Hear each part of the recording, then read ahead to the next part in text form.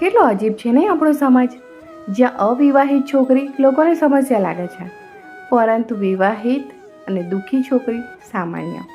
સમાજ ઘણીવાર છોકરીઓને વૈવાહિક દરજ્જાને તેના સુખ કરતાં વધારે મહત્ત્વ આપે છે.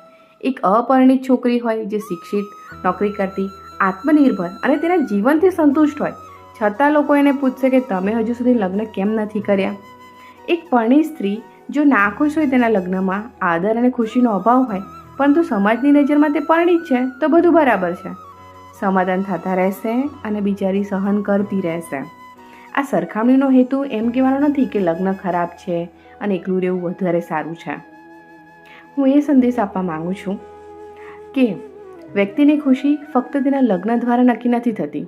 લગ્ન ત્યારે જ અર્થપૂર્ણ બને છે જ્યારે તે આદર, સુરક્ષા, વિશ્વાસ અને ખુશી લાવે છે.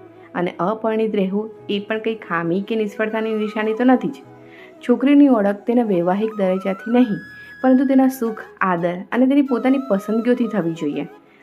સમાજ ફક્ત પૂછે છે તમે પરણિત છો કે નહીં, એના બદલે પૂછવું જોઈએ કે તમે ખુશ છો કે નહીં, ભલે પછી એ વિવાહિત હોય કે અવિવાહિત.